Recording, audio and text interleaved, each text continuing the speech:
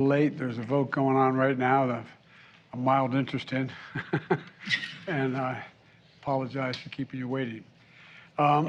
First of all, I want to thank the CEOs from some of America's leading companies, from technology to financial services to travel and retail. And we'll hear directly about the outlook for their businesses and the economy from their perspective, and how we transition from a historic economic recovery to a stable, steady growth and lower inflation without letting go of all the historic gains we made over the last 18 months. But before we get started, I want to say two things about the GDP report we received this morning. First, it's important to start with what we know before this morning's report. Our job market remains historically strong. Our economy created more than 9 million jobs since I came to office, in no small part because of the people on this stage. Our economy created more than 1 million jobs in the second quarter, the same period as today's GDP report covers. And our unemployment rate is 3.6%, near a record historic low. Secondly, households and businesses, the engines of our economy, continue to move forward. Just this past week, SK Group from Korea was here at the White House to announce $22 billion in new investment in semiconductors, advanced batteries, and electric vehicle chargers, and medical devices. That's on top of the $200 billion in clean energy investments in America from other businesses since we took office, all powering the strongest rebound in American manufacturing in 3 decades. Now, there's no doubt we expect growth to be slower than last year and the rapid clip we had. But that's consistent with the transition to a stable, steady growth and lower inflation. There's going to be a lot of chatter today on Wall Street and among pundits about whether we are in a recession. But if you look at our job market, consumer spending, business investment, we see signs of economic progress in the second quarter as well. And yesterday's Fed Chairman, the Fed Chairman Powell made it clear that he doesn't think the U.S. economy is currently in a recession. He said, quote, "There are too many areas of economic where the economy is performing too well." I said too well, T-O-O, too well. He pointed to the labor market as an example. The best thing we can do right now is put our economy in a better position to make the transition to stable, steady growth for Congress to, steady, stable growth is for Congress to act. That's the best thing we can do. They're voting right now, as I said. I applaud the bipartisan effort to get the CHIPS Act to my desk to sign into law, which would advance our nation's competitiveness and technological edge by boosting our domestic semiconductor production and manufacturing. Another thing that Congress should do is to pass the Inflation Reduction Act to lower prescription drug costs, which would reduce the deficit, I might add, and help ease inflationary pressures and ensure that 13 million Americans can continue to save an average of $800 per year in their health care premiums. Both of these bills are going to help the economy continue to grow, bring down inflation, and make sure we aren't giving up on all the significant progress we made in the last year. I'm going to stop there and begin the meeting. But thanks to the CEOs for joining me. And let me start with you, Brian, and thanks for taking all my phone calls, pal. At the Bank of America, I want to ask you a question. Your bank serves many Americans across the country. What are you seeing right now in terms of financial health of your consumers? What's the bank records tell you about the financial health? Well, thank you, Mr. President. It's good to see you recovering. So at Bank of America, we have 60 million consumers and 35 million core checking accounts for Americans. And so the couple key points. Number one, they're spending more money. Through the first 25 days of July 2022, they've spent 10% more than they spent in July of 2021, the first 25 days. And that's consistent with what we saw in the whole second quarter and earlier this year. The second key point, I'd say, Mr. President, is their balances are much higher than they were in the pandemic. And so if you look at people of sort of $100,000 income families in our client base, you'll see that their balances go from 3 to 5 to 7 times more than they were in the pandemic. And by the way, they have grown in the month of July versus June so far, which is good news. So they have some money in their accounts still to help them through as the economy resets and settles in. The third thing is on their borrowing. Our credit statistics are better than they ever been, much better than 19, which was a pretty good credit year for banks. So delinquencies are low. They haven't gone up in the month of July. There's lots of credit availability for our customers, and their ability to borrow in the home equity lines or their credit cards. Obviously, the most rate-sensitive parts of the economy, due to what the Fed is trying to achieve and slowing down the economy and getting on more sound footing, mortgages and car loans and things like that have slowed down, but that's an intended outcome. And so even in accounts, you can also see that they're receiving paychecks because we can see that, recurring payments, so that's good. So the consumer's on good spending, as the balance is borrowing, and then the question is what they're spending on, and travel and experiences versus goods. They bought everything they could. They bought a lot of stuff when they were cooped up at home. They're now out traveling and experiencing the world due to the vaccines and the condition of the COVID pandemic.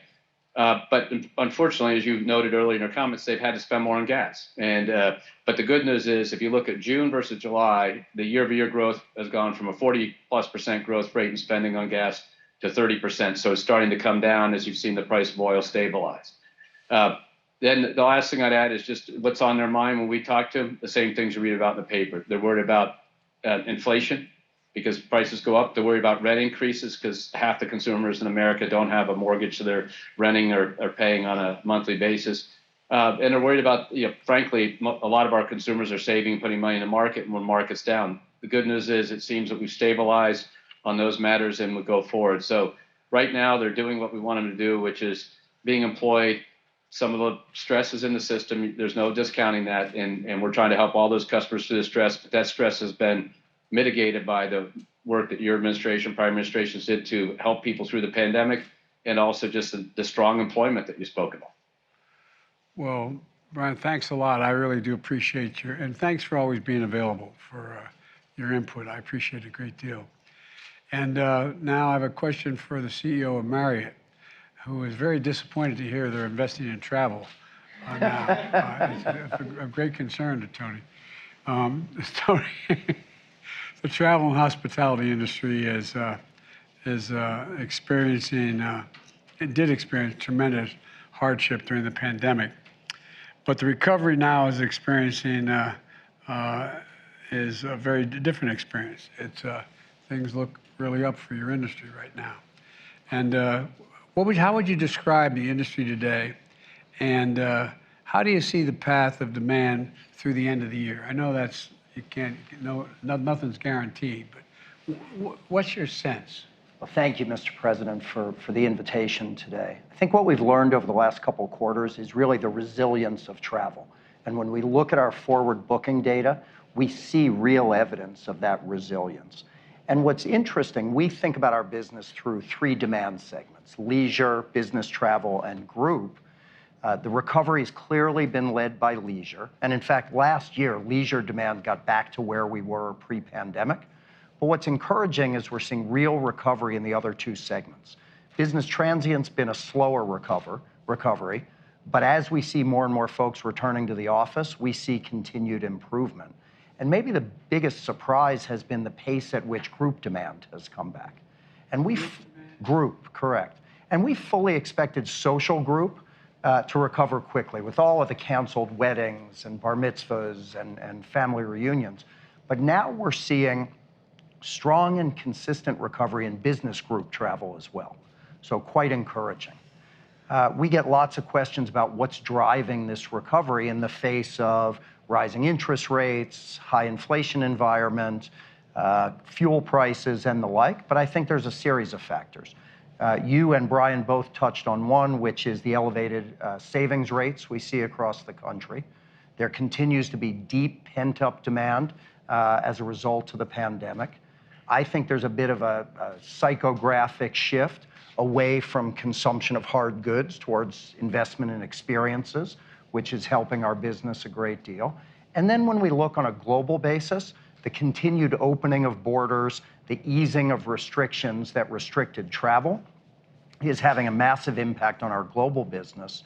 And maybe I'll just close by thanking your administration, and in particular, Secretary Raimondo, for your work to eliminate the inbound international testing requirement. We think that's going to be very impactful on the travel and tourism sector. And in fact, the U.S. Travel Association just came out and said they expect the direct impact of that change to be an incremental more than 5 million visitors to the U.S. in the balance of this year, spending more than $9 billion. Well, that sounds pretty encouraging overall, not just for this summer, but looking forward. One of the things I want to ask you about is that obviously the pandemic had a profound negative impact. But right now, as I look out there, and I've traveled around the world a lot of late, going to various conferences,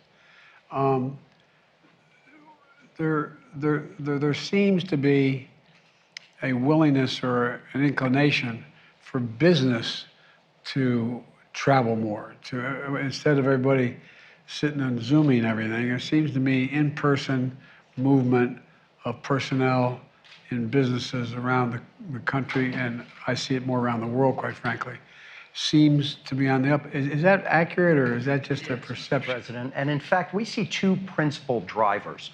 I think number one, businesses that are customer-facing, consulting firms, law firms, accounting firms, they will tell you that the best way for them to optimize their business is to be in person, embedded in their customers' offices every day. And I think the last few years have reminded us of the power of in-person interaction. The other thing we see is rapidly growing demand for training. Many employers across this country rely heavily on the strength of their corporate culture. And as they're hiring thousands of new employees, it's really hard to immerse those employees in a culture via Teams or Zoom. And so the demand we see rising for in-person training has been quite significant. Well, I don't want to get off on this. Corning would know something about this, but there's so many new jobs on the horizon in the tech-related field that the need to train personnel to be able to handle these jobs is totally within our capacity, but it's needed. It's not like it's on-the-job training for a lot of these things. And so one of the things we're looking at, our economic team, secretary, is how we engage everything from community colleges to other entities to train people for the need that exists in that community, And so it's totally consistent with what you're saying, because there's going to be and we're talking about potentially a lot of jobs. I mean, we're talking about thousands of jobs. But again, a lot of it requires some, training. It's not all on-the-job training. Well, thank you very much for talking to me about that, Tony. And now what I'd like to do is there's an outfit called Corning, right, Wendell? And you're the CEO of a great company. And look, we've seen an inflection point in U.S. manufacturing over the last year. And by that I mean, I can recall in the last administration, I'm not criticizing the last administration, the previous 4 years, and even at the end of our administration, Obama-Biden, the question was, are we still going to be the manufacturing hub of the world? Are we still, are we in manufacturing, where are we going to sit? We're going to do all these other things, but what about manufacturing? And so you've seen in that inflection point manufacturing in the U.S. Can you describe for me what you're seeing at Corning? What's your outlook on the manufacturing sector? Talk to me a little bit about that, if you could. Sure, Mr. President. First of all, you're right. The last 18 months has been tremendous growth for U.S. manufacturing. And we've seen that in our results. And that continues. But there's some subtle things going on as well. We just did our Q2 earnings, so the numbers are fresh in my mind. We're still having good, strong year-over-year growth. Sales up about 7%, earnings up about 8%. And so the growth rate continues at a little bit lower rate than it's been the last 18 months, though. But that good top line, there's a lot going on underneath the surface. So what's driving us is very strong demand for optical communications. Think optical fiber for technologies like 5G, broadband access, cloud computing. Very strong demand for fiber optics. And then also very strong demand for our solar materials going into renewable energy. So very strong on the infrastructure side. But if we look at the consumer side, much like Brian commented on, we're seeing a slowdown in consumer. So let me give you a few examples. We have customers who make liquid crystal displays, so think about televisions, notebooks. At this point in time, our customers are running their capacity at the lowest levels they have since the financial crisis. So panel maker utilization is down tremendously. Now, a big part of that is that build of inventory in anticipation of demand, right? But also the demand signal is not strong from the retail side for that good. So that's very low levels. Think smartphones. Smartphones in Q2 were down about 11% year over year. So pretty strongly. Auto, been depressed for a long time, mostly on supply chain basis. Demand has been there. But there's interesting signals in global demand. In April, there were 0 cars sold in Shanghai. Zero. 0. COVID lockdowns, but 0 is a really low number, right? COVID lockdown or not. Right? In Europe, in June, we had the lowest number of new car registrations that we've seen since 1996. So we're a global player, so it's the whole global economy, so it's harder for us to, pick on what is in the US, Europe, Asia. But if we were to look at it right now and the trends we see, I'd say the consumer electronics side looks slow. Automotive, not really strong, can't quite sort between supply chain issues or demand. And as we look forward, we'd say the overall trends, that's what we're counting on continuing. Super strong demand in optical communications and solar. And as we now work with Secretary Raimondo on connecting the unconnected next year, that will continue and strong and will expand to meet that. Solar demand we see going forward unabated and will also expand in that. But consumer seems soft to us. Yeah. Well, one of the things that my father was in the automobile business his whole life, ran a major dealership, a General Motors dealership.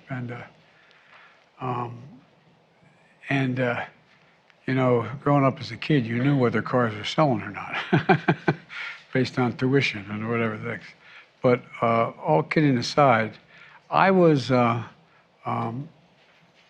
knew, but I never had tried to visualize how critical the high-quality computer chips were for an automobile. And a significant part of the slowdown that occurred when it hit is inflation, the cost of automobiles. People are not buying them, also because they cost so damn much. There's so few of them. They're not manufacturing nearly what they were able to manufacture in the past because of the fact that there's lack of computer chips. But it's not just automobiles. It's anything, phones, cell phones, a whole range. Whereas I found it interesting you talking about how, on the fiber optic piece, that is moving. But how much of that do you think is related to the fact that we put in an infrastructure bill that provided billions of dollars for connecting the internet, for having the ability to access the internet, because we're making it available, quite frankly, with all the money we're spending to make it available to every home in America, every neighborhood. I mean, I'm not sure I'm asking the question properly. I think you know what I'm trying to get at. So talk to me about the difference demand relating to where we fund it, and we're talking the fiber optics needed to deal with everything from solar to broadband in communities that don't have it now. I mean, one of the things I found was that, and the four of us have talked about this a lot, five of us have talked about this, is, in the middle of the pandemic, going by a McDonald's and seeing a bunch of families sitting out there in the parking lot, not eating a hamburger, but connecting to the internet because they had no access to internet, so their kid could get access to the schooling they needed. So talk to me a little bit about how much of this is driven by the inability to afford it or the lack of desire to get it, and how much is driven by when the government is invested in it, it makes a difference. I'm not sure I'm asking the question. I totally understand your question, Mr. President. It's a very good question. So the direct impact of the BEAD program, or the government effort to connect the unconnected, in this year, direct impact is very low. That really starts to come into its power next year. But there's also an indirect impact, which is the commitment of the government and of the administration to making sure we build the infrastructure that's required really does make a difference in the behavior of all the players. Yeah. So what we're seeing, though, is just strong demand from our carrier customers because they want to be the ones that connect folks. And they're building out 5G, new tech, which needs a lot more fiber optics than 4G. And then cloud computing also needs a lot more fiber. So those are the big secular trends. But I mean, we shouldn't underestimate the power of positive leadership on things like infrastructure. Solar also. You're in the midst of passing a significant bill as we speak, hopefully, right? But if that goes through, you can expect that to trigger not just the direct government piece, but by providing that leadership, others will come in with much more serious money, right, to be able to magnify it. So it's hard to answer your question. It's a great question, but it's a very subtle effect. Well, I think you've answered it, because one of the things the Secretary has talked about is that when the government's in on something that everyone acknowledges is useful and needed, like, the fiber optic change, then everybody goes, well, maybe you're trying to tell me something, huh? Oh, so far, we've got 217 yes votes for the CHIPS bill, and the House has passed it. Sorry for the interruption. But, Madam Secretary, talk a little bit about what private sector attitudes change, if they do, if the United States or the government is taking a risk and a chance on betting on by putting their dollars where their money where their mouth is in terms of what needs to be done. Yeah. First of all, congratulations. That is huge. I don't want to. Been trying a long time. Yeah, we have been. And the president has been amazing in his leadership on this. So thank you. Thank you. I'm a lawyer. I don't know anything about anything. You know how to lead, and that makes a difference. Well, this is a perfect example, semiconductors. I mean, the private sector is waiting for a signal, and they want predictability. There's nothing that unlocks private capital like predictability. So when the government steps up and says, we're going to invest in infrastructure, solar, chips, it provides predictability and investments, and it will encourage, I think, a lot of private sector capital to follow along. Not to mention the fact that what we're investing in, semiconductors, broadband, roads, bridges, solar, we need this. We need this to compete, as we talk about. So I think it's very significant. I'm taking too much time asking all these questions, but I have great interest in you. Can I ask Janet, Secretary Yellen, how would you characterize now? And you've been very, very straightforward in your views and everything. How would you characterize the health of the economy now? Well, thank you, Mr. President. I think I would say let's first look back at the trajectory of the economy over the last 18 months. During that period, the United States has experienced an historic economic recovery. There were 9 million jobs created, over 9 million last year, and we saw the fastest single-year decline in unemployment in our historic record. And I think at the core, this rebound has really reflected the administration's policies, especially the rescue plan and the timely fiscal support it provided, along with vaccination efforts that allowed our businesses to reopen and let Americans get back to work. Right now, there are an enormous set of global headwinds, including a war in Europe and successive variants of the pandemic, but our economy remains resilient. So we're clear-eyed about the challenges we face now and in the future, which have especially been driven by global factors like Russia's illegal war in Ukraine, the lingering effects of the pandemic with lockdowns in places like China. Growth is slowing around the world. Inflation remains unacceptably high. And of course, it's your overriding objective, our administration's top priority, to bring it down. As you said, Mr. President, we're at a transitional moment in our economy. We're focusing on moving from a period of rapid recovery that we enjoyed over the last 18 months to now achieving steady, sustainable growth, but without sacrificing the gains we've made. And, economists should look holistically, I think, at data when we evaluate the state of the economy. And we can see, for example, from today's GDP report, that growth in private demand has slowed.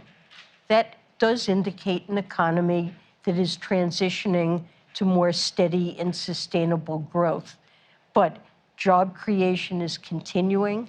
Household finances, as we've discussed and Brian discussed, household finances remain robust. Consumers are spending. And I believe that in the months to come, with skill and luck, it will be possible to maintain that strength, particularly the strength we enjoy in the labor market, while easing the tightness that has been driving inflation.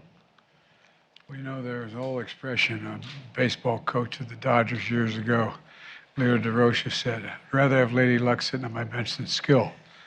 My grandfather was an All-American football player at Santa Clara in the turn of the century. You say, no, I'd rather have luck and skill on the bench. So we're looking for both. Let me just say before I yield to you, Brian, and we can move on to the rest of the folks here. It's interesting and totally understandable why the vast majority of the American people have no idea what the recovery plan did, what the government did at all. I mean, the reason why we still had teachers in school, kids going to school, the reason why we had cops on the beat, the reason why we had essential workers, states couldn't afford it, cities couldn't afford it, towns couldn't afford it, counties couldn't afford it. So we came up with this rescue plan and gave them billions of dollars to keep the economy in their cities and towns and states moving. And one of the things and I fully understand it, like I said, I was raised in one of those households where when the price of a gallon of gasoline went up, it was a topic of discussion around the kitchen table. We weren't poor. We were just typical middle-class family in a 3-bedroom house with 4 kids and a grandpa. But all kidding aside, we lived fine. But it mattered. It mattered whether the price of gasoline went up. One of the things that I find is I look at, and I take it very seriously, the the confidence level of the American people in the economy, and they're so down, and they're looking. There's reason to be down, but I started thinking about it, and Brian and you and I talked about it just a little bit. You know, the first year we were able to, with the rescue plan, we were able to send them a check for $8,000. I mean, a check. One, and beyond that, by the way, there's more than that. But if you're making $120,000 and you get a check for $8,000, that's a lot of money. And so it helped save a lot of people in terms of getting thrown out of their homes and rental housing and a whole range of things. But I started thinking about it, just as somebody who's raised a middle-class kid. One year, even though you didn't have the job you have now, even though you didn't get a raise that year, the difference between having a job, having a 5% raise or whatever, 3, 5, 7, whatever it happens to be, in the face of inflation, the price of the pump, although that's down every day so far, but, it's like, whoa, I feel worse off. But then again, I didn't get a check for $8,000 from the government. They just, among other things. Does that make any sense to anybody, or is it just me?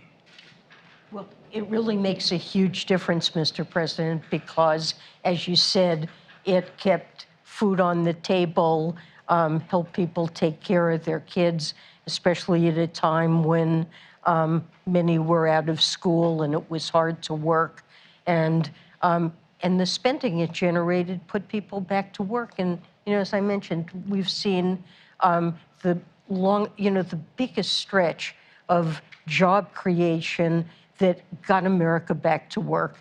And we need to bring down inflation, but we need to preserve the success that plan achieved in the labor market. I know you're all busy as the devil, especially the folks who haven't had a chance to speak yet. I'm sorry I have so many questions, but I have great respect for your collective judgment here.